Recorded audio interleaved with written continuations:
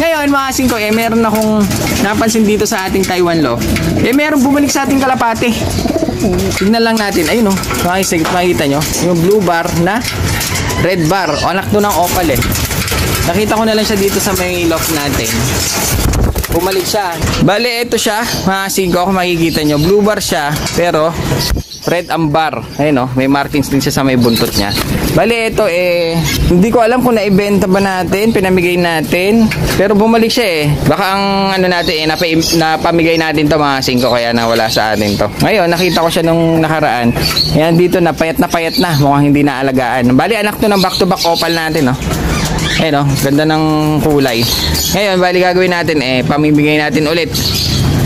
Itong kalapate bumalik sa atin. Sana maalagaan naman. Ayun ganda pa naman. Kak ito. So ayan mga singko, bali ito yung kalapate natin. Ayan yung bumalik. Bali kinukondisyon ko nga siya ulit dahil